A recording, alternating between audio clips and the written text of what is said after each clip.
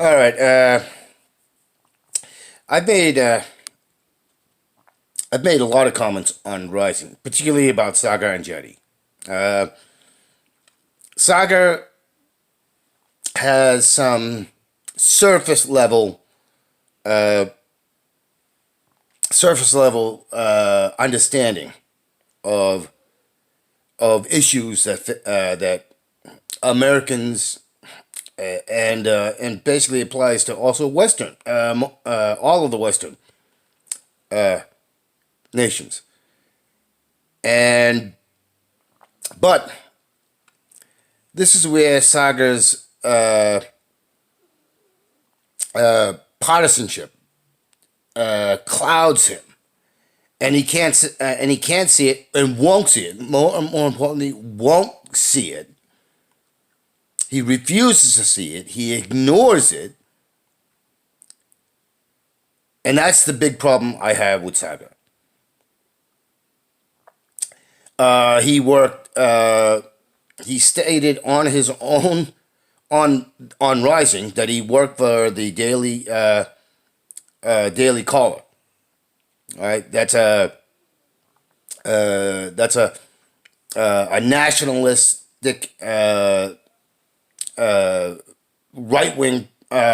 wing propaganda bullshit place.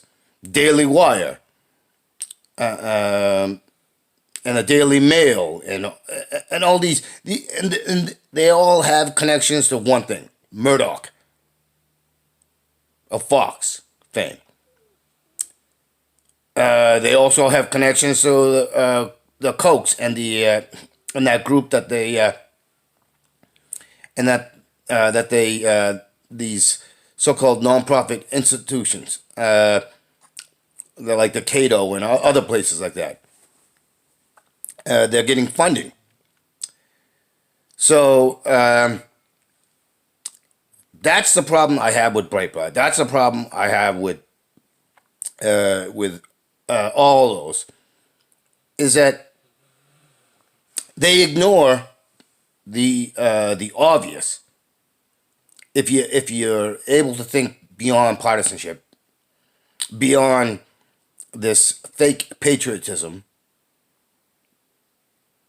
because Saga clearly is understand there's a class struggle going on, yet he refuses to indulge in seeing how that class struggle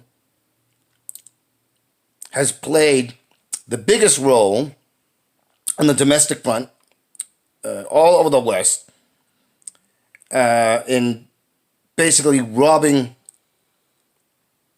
the domestic public of jobs, manufacturing, of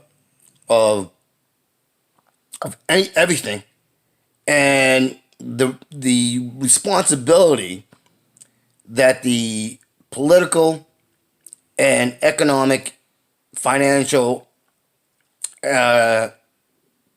sectors of the class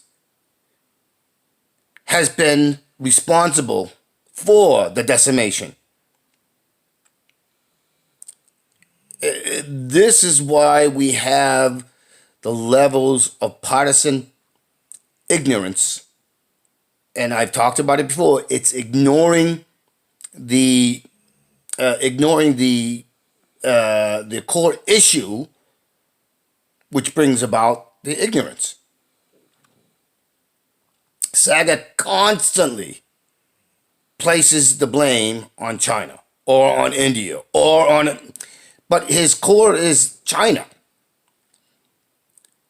You know, one of the things that he likes to talk about is stealing of this so-called stealing of intellectual property, and the other one is fentanyl from China. Well, I made this video before. I made a video before. It wasn't China who sent armed people to strong arm the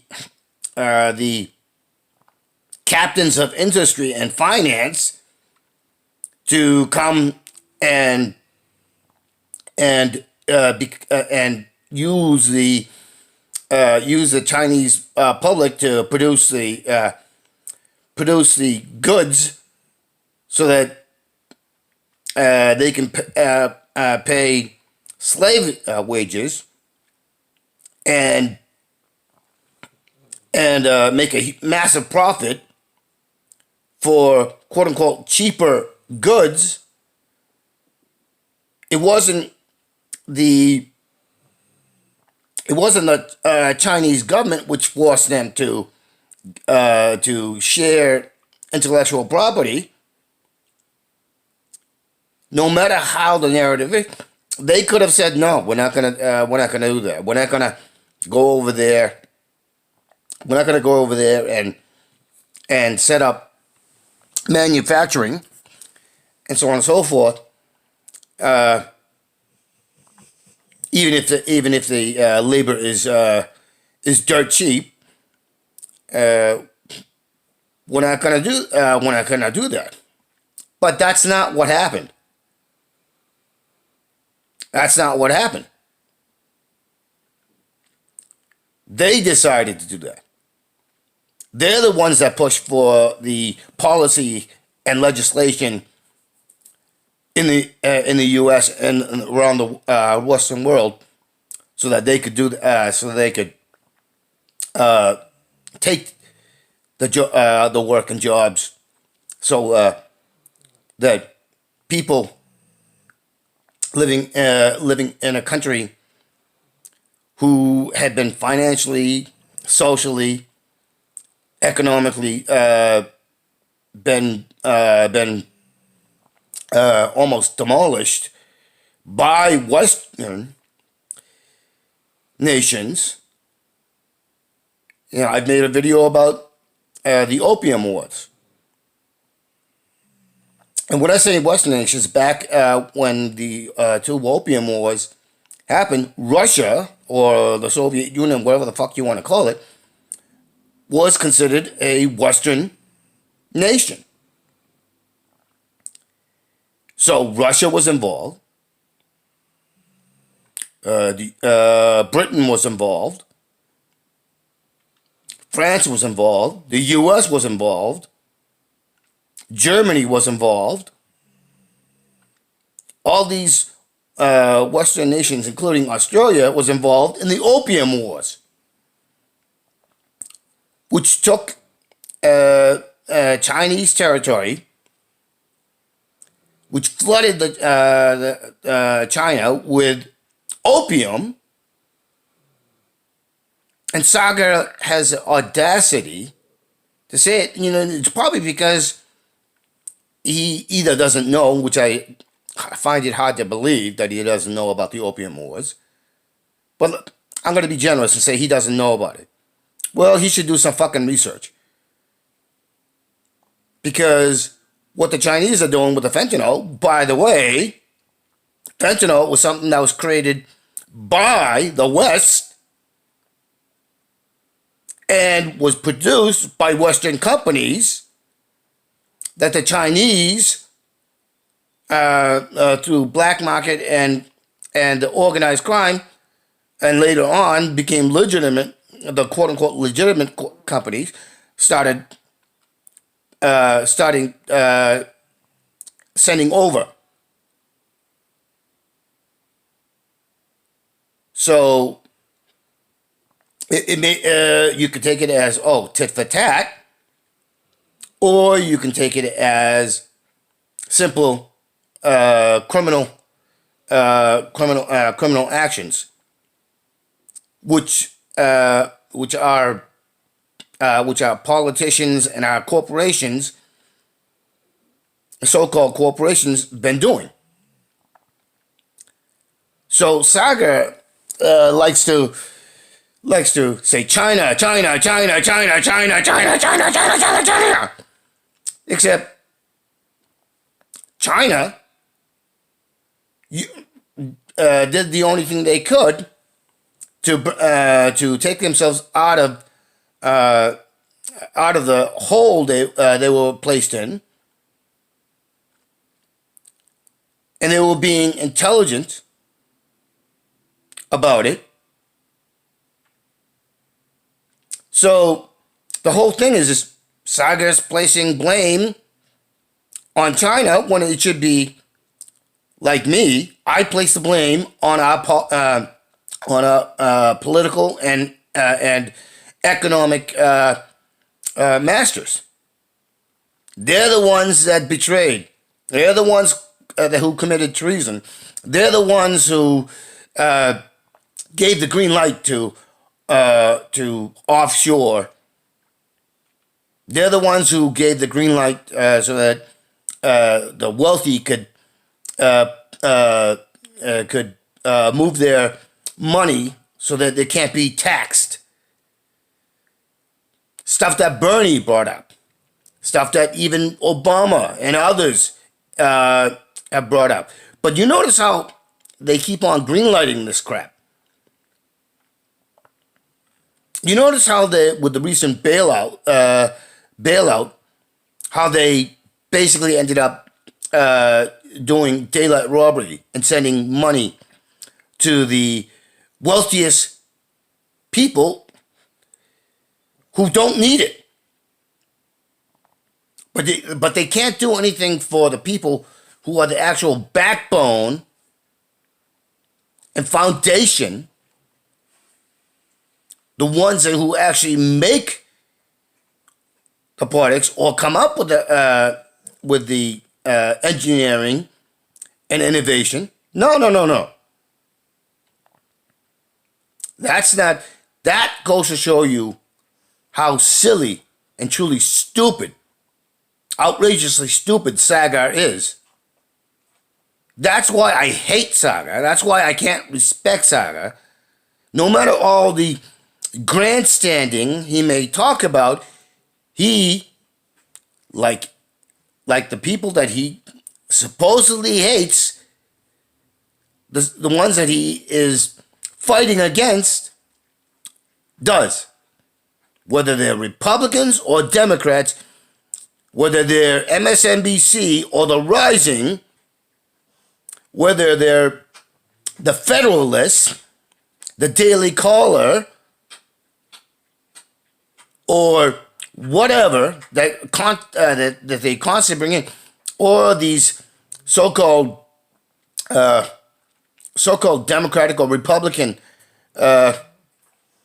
experts. This is the sort of crap that's being pushed. And Rising, which is the Hill, which is an establishment place, was very clever in putting together Saagar and Crystal. Now, Crystal,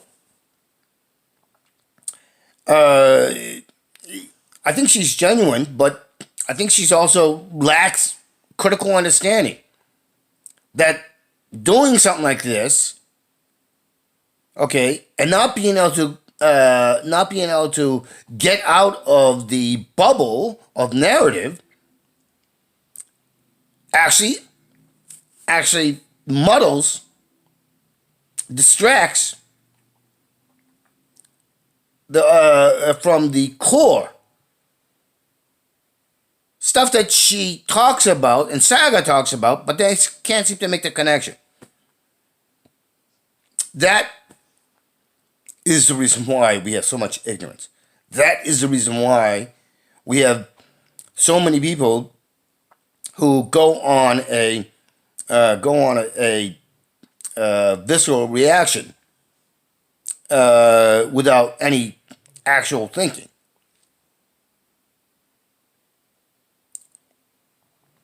I don't need to be spoon-fed. I think for myself. You know, I watch Michael Brooks. I subscribe to Michael Brooks, but he's on a network that has what's his name? It's called TMBS. But the guy that that started the network, and his core of it, I I can't stand him. Michael is better, but he has less critical outlook. Um, Jimmy Dore, Jimmy Dore, but Michael is better. I put him more on par with Jimmy Dore, and Convo Couch is doing more self-aware, self-aware sort of things, as well as Nico House from the MCS network. Uh, David Dole, I still subscribe to him. I still watch him. I still see how he. But David also had David Dole. He's got blind spots as well. Uh, Jen Huger, uh, he's somewhat like Saga. Uh, Sagar, but he keeps like even though we know we've been screwed, even though we know we've been uh, fucked over with this 2020 and 2016. Jake Huger, he pushed for Hillary. Now he's pushing for Biden, even though he's saying differently. Is that disconnect? So I have I dropped TYT because they have a tendency to do that sort of thing. There is a critical lack of understanding, uh, and there is dangerous levels of ignorance uh, in those programs. They're not as bad as the MSNBC uh, or uh, or CNBC or CBS or ABC or uh, or PBS or uh, or whatnot. The establishment legacy, New York Times, Washington Post. They're not as bad as them, but they're not really they're not really doing the critical impacts that are necessary to inform to the point that people can't ignore. And that's what we need from all of our media, from real people who are trying to advocate for truth. That's what we need.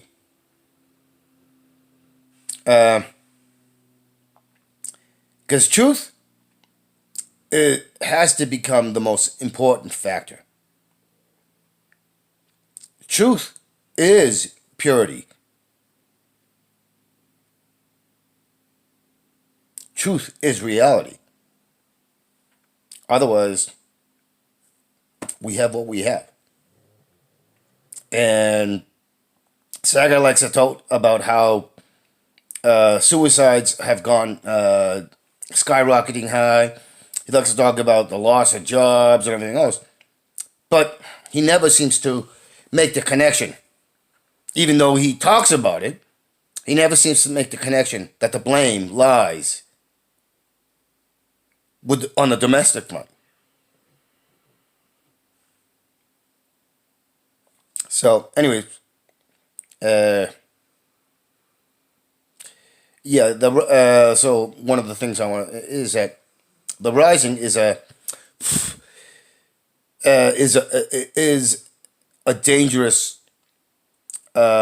dangerous delusion.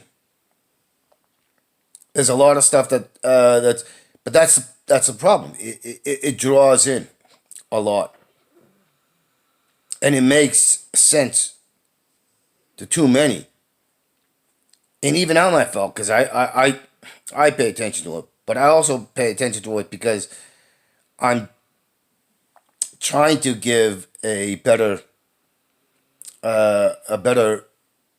truth based voice to the dangers. And critical thinking is understanding, like I said, it's like it wasn't the Chinese, it wasn't the Indians, it wasn't Vietnam, it wasn't Mexico, it wasn't